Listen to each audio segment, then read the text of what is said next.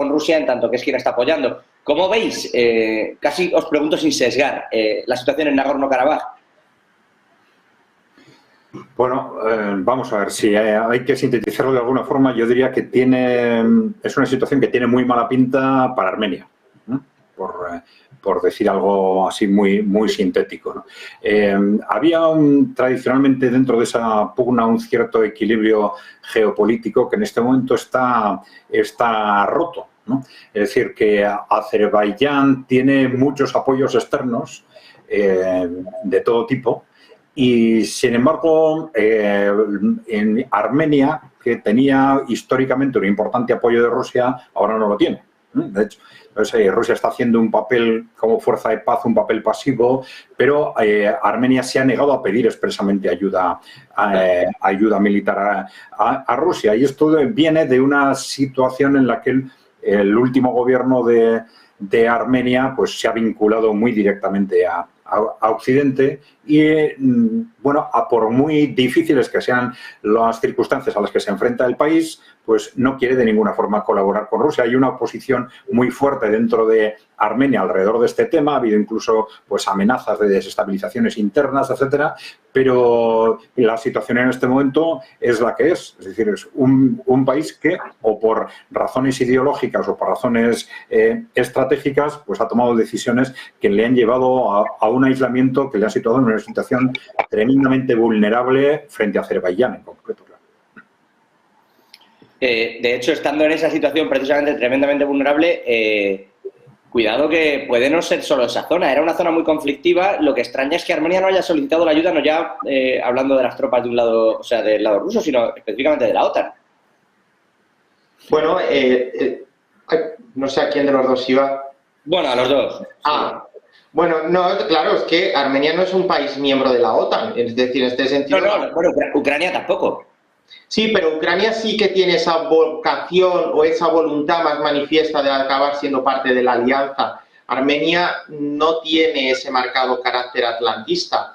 Armenia, en todo caso, lo que en alguna vez ha llegado a poder plantearse es la adhesión a la Unión Europea, pero hablar aquí de la OTAN creo que es un poco mezclar churras con merinas. Bueno, en Georgia sí, Georgia, que es el país vecino de Armenia, con el que Rusia también tuvo un conflicto bastante serio en 2008 y que fue un poco la antesala de lo que está pasando con las salvedades debidas, la situación que se está viviendo en Ucrania con el Donbass en cuanto a problema territorial, pues sí que llegó a plantearse la adhesión, incluso la ampliación tanto en la Unión como en la OTAN, pero Armenia no. Por tanto, mezclar Armenia con la OTAN chirría un poco. Y también aquí hay que recordar que bueno, pues el conflicto parte de un ¿no? Es decir, de una primera escaramuza en el 2020, que Rusia iba a ser el garante de la paz, pero hay en Armenia visiones que consideran que Rusia no ha cumplido con este papel de garante de la paz, de preservar la equidad y un poco de actuar como de árbitro, de mediador, ¿no? Es decir, que ha mostrado, pues si no cierta dejadez, por lo menos sí cierta postura partidista, ¿no? en este conflicto. Y las conexiones de Azerbaiyán con Turquía pues son muy grandes, no solo en cuestiones culturales, sino que en los últimos tiempos pues Azerbaiyán, por las riquezas naturales que tiene, sobre todo en gas, pues ha modernizado mucho su economía. Esto le ha permitido, por ejemplo, comprar armamento a Turquía. Es decir, es un país que se ha modernizado también militarmente en los últimos años y que precisamente ahora que tiene un conflicto territorial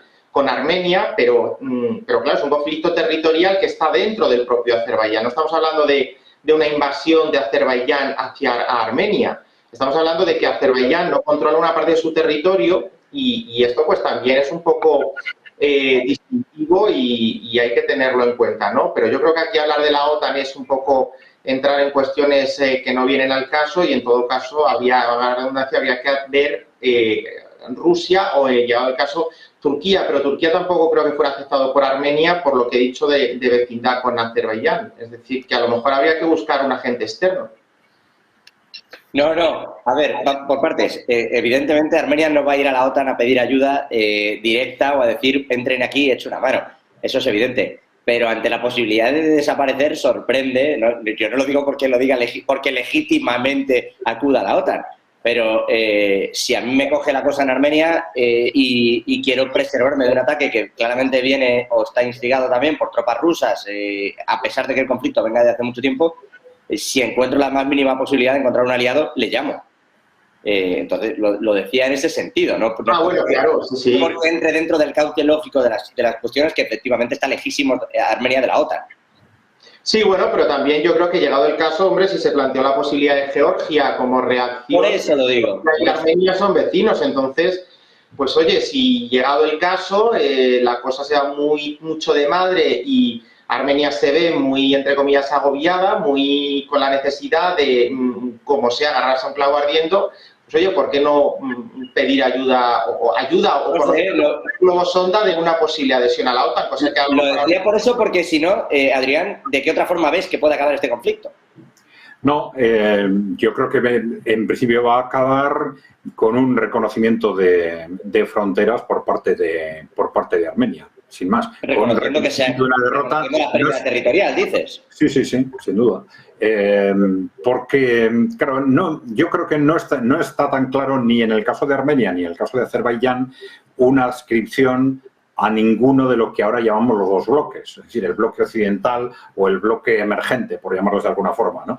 En los dos hay fuerzas en los dos sentidos. Entonces, eso dificultaría bastante el que ahora se le pida ayuda a Occidente, sea a Estados Unidos, digamos, por parte de Armenia, y Estados Unidos vaya a ayudarle. ¿Por qué te voy a ayudar a ti si también tengo grandes intereses en Azerbaiyán, ¿no? No es en absoluto nada claro. En otras circunstancias políticas, Armenia sí podría haber apostado por la baza rusa y apoyarse en Rusia para defender su territorio, sus reivindicaciones, ¿no? Pero claro, con las circunstancias, la situación política en la que vive Armenia, con un gobierno claramente antirruso, por decirlo de alguna forma, esto ha sido imposible. Es decir, el propio Armenia no ha llegado a solicitarle esa ayuda internamente. Había habido unas tensiones tremendas intentando presionar al gobierno para que solicitara a Rusia esa ayuda militar y el gobierno se ha negado. Entonces, claro, es un contexto realmente muy difícil. Es decir, es un gobierno que prefiere perder territorio antes que vincularse a Rusia. Esta es un poco... Bueno, claro, antes que vincularse casi a nadie, porque alguien apuntaba, es que Azerbaiyán está mucho más cerca de la OTAN como miembro, con la parte de Turquía. Claro, sí. Azerbaiyán tiene todas las cartas. Por eso dice Adrián que va a perder el territorio sí o sí Armenia. Sí, eso yo lo entiendo. Lo que decía es que una mediación rápida igual te salva de algo. Pero como comenta Adrián, tiene una pinta de que finalmente va a perderse el territorio. Que es una resolución, por cierto, más rápida, y me vais a perdonar la simplicidad, pero mucho más rápida, simple, a su vez, y sencilla de lo que ha ocurrido en Kosovo, donde el conflicto sigue muy enquistado. Claro, en el caso de Armenia puede haber un cambio, un cambio geopolítico como consecuencia de un cambio interno dentro de Armenia. Que esto no es de descartar, porque las tensiones internas en este momento son tremendas. Ese cambio se puede producir dependiendo qué capacidad tengan unos u otras fuerzas de moverse, quizás de forma muy inmediata antes de que ese desastre territorial se produzca, o bien como consecuencia de que ese desastre territorial se ha producido por el desgaste tremendo que ya viene sufriendo el gobierno a cuenta de esta situación y que puede seguirlo sufriendo en el futuro. No sé si quiere apuntar algo más, Luis, al respecto de esto. Sí, un poco por marcar la diferencia entre Kosovo y Armenia. Estamos hablando de pérdida territorial, pero no hay que entenderlo en cuanto territorio soberano de Armenia. Es una parte de Azerbaiyán que está reconocido dentro de los límites internacionalmente reconocidos a Azerbaiyán, pero que no controla Azerbaiyán. En ese sentido es en el que tenemos que entender esa pérdida de control territorial de Armenia. Armenia no va a modificar sus fronteras y Azerbaiyán tampoco, cosa que no pasaba lo mismo en el caso de Kosovo. En el caso de Kosovo sí que Serbia, que era uno de los países, bueno, el único país en lista, perdió territorio para que surgiera un Estado nuevo, ¿no? Y esa sí que es la puntualización que diferencia un caso y otro, pero que también pues tiene elementos en común, ¿no? Si me permites un minuto para entenderlo, y creo que es importante tener en cuenta, claro, el origen de este tipo de problemas tiene mucho que ver con que tanto uno como otro país eran parte de la Unión Soviética. Entonces, al caer la Unión Soviética, las divisiones se hacen muchas veces, y esto ha sucedido también en Ucrania, ¿no? Por razones administrativas, ¿no? Nadie se había preocupado de los límites administrativos cuando todos eran parte de la Unión Soviética, pero resulta que de pronto lo que eran provincias se convierten en distinto país y entonces surgen los problemas. Claro, el problema aquí es que una parte de lo que es territorialmente Azerbaiyán está poblada por armenios, ¿no? Y ahí es ese Nagorno-Karabaj en lo que los dos países han estado en disputa desde el final de la Unión Soviética, ¿no? Bueno, saliéndonos de este asunto, y a la espera, por cierto, de que aparezca una tarde más, que yo sé que muchos espectadores estáis esperando a Josep Borrell, que os encanta verle. Por cierto, aprovecho para saludar a algunos, a Carlos López, a Ragoleta, a Rolando. Bueno, enseguida aparece Josep Borrell, entre sí y no, cambiando ya el tercio, saliendo de todo lo que toca, entre comillas, Rusia, si es que el conflicto de Azerbaiyán y Armenia le podemos achacar algo, pero saliendo de allí, yéndonos al tema de Canadá. Empezó con un quítame de aquí esta frase que has dicho de más y se está convirtiendo en un conflicto diplomático de primer orden. Es verdad que se entiende la posición de Canadá si Canadá de verdad tiene pruebas de que han matado a un ciudadano canadiense, por más que le estuviera buscando India. Si tiene pruebas de que India, las fuerzas de inteligencia indias han ido allí y han acribillado a balazos a este ciudadano, se entiende que Justin Trudeau pida explicaciones. Lo que quizá no se entiende es la forma de airear los trapos sucios que están teniendo unos y otros. Quizá eso, seré yo que cuando aprendí lo que eran los diplomáticos lo estudiaba de otra manera, pero la diplomacia parece cada vez menos diplomática. Narendra Modi ha contestado diciendo que es absurdo que se le acuse de esto y además diciendo a sus ciudadanos que no vayan. Hoy están retirándole los visados a los canadienses para que se vayan del país, de India. Y además han llegado a decir que es que Canadá, a cuenta de este asunto, está tolerando actos de odio contra los indios allí en Canadá, contra los ciudadanos indios. Se está volviendo un conflicto diplomático de un nivel que cualquiera lo habría esperado. Luis, Adrián, Luis, ¿cómo veis esta situación? ¿Cómo se va a resolver un punto en el que o uno reconoce, llegados a este nivel, o uno reconoce, oye, me he equivocado y no han sido los indios y no ha sido el gobierno, o el otro admite que lo ha matado, pero queda poco más camino en términos diplomáticos para apagar este incendio? Bueno, yo creo que queda, en teoría, el camino que tú mismo has indicado cuando has hablado del origen del problema. Una cosa es que el problema exista y otra cosa es que se airee de esa forma, ¿no? Entonces, la salida puede ser, bueno, el problema de una forma u otra se mantiene, pero vamos a bajar la temperatura mediática y diplomática, ¿no? Por un acuerdo entre los dos países. Pero yo creo que para entender lo que ha sucedido tenemos que pensar también en el contexto geopolítico. Y no hay que más que recordar cuál ha sido el proceso a partir del estallido en Ucrania, en el que durante aproximadamente 6-8 meses había un objetivo estratégico de Occidente de asegurar, primero, que China no se alía con Rusia dentro de ese enfrentamiento. Fue gestiones de todo tipo, pues intentando atraer a China, hasta que en un momento determinado se ve con seguridad que China ha hecho una apuesta clara por alinearse con Rusia y entonces cambia radicalmente el lenguaje y empiezan los ataques cada vez más duros, medidas de guerra comercial, etcétera, mientras que ya se pasa a un tercer país con el que empieza a seguir una estrategia similar a la que se siguió inicialmente con China, que es India. Dicen, bueno, ¿India qué va a hacer? ¿Hasta qué punto se va a aliar con Rusia y China en esta dialéctica o no? Y entonces empieza una estrategia... Pero perdóname, Adrián, ¿cree que esta acusación es parte de una estrategia para menoscabar a India? No la acusación en sí misma, sino el tono, cómo se está gestionando. Es decir, porque conflictos son entre unos y otros países, de un y de otro tipo pueden ser constantes, pero el hacerlo público de esta forma yo creo que es parte de esta dinámica. Es decir, en una situación en la que llevan ya meses intentando acercar a India, alejar a India por las buenas, en principio, de China y de Rusia, pero ya han entrado en esta dialéctica del palo y la zanahoria. Creo que es bastante claro, ¿no? Hay una tensión creciente en distintos ámbitos, vamos a verlo durante los próximos meses, pero yo creo que lo más lógico es interpretar que eso es la situación que está explicando este tipo de conflictos. Luis. Sí, y luego pues también aquí recordar un poquito la deriva esta también, entre comillas, nacionalista, que siempre se ha achacado al gobierno de Narendra Modi, ¿no?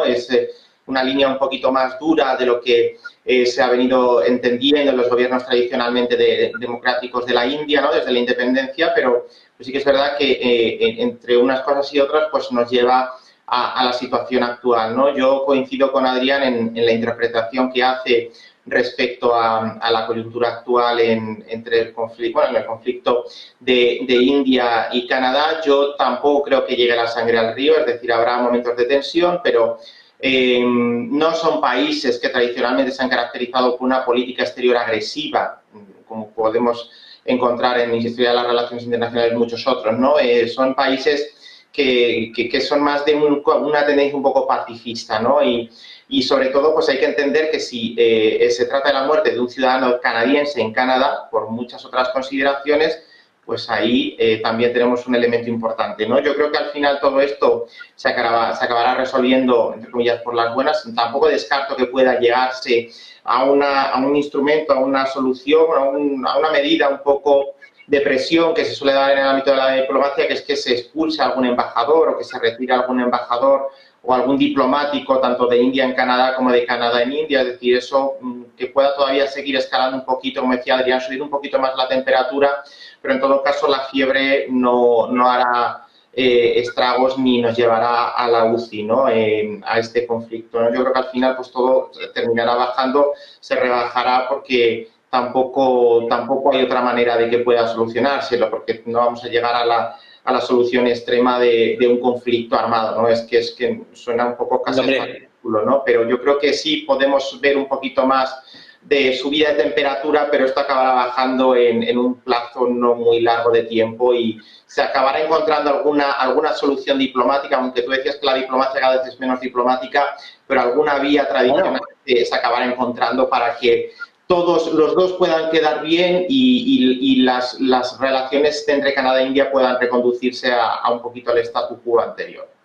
No es que yo diga que la diplomacia cada vez sea menos diplomática, a lo mejor se está utilizando, como dice Adrián, con otros fines, pero desde luego no está siendo amistosa, amigable ni un bálsamo de calma de tensiones. Vamos, sin ir más lejos, que le hagan una entrevista, por más allá de que sea en formato Fox, a Annalena Baerbock, a la ministra de Exteriores de Alemania, y en la entrevista, piense lo que piense internamente, y sea lo que sea Xi Jinping, que yo no voy a entrar aquí.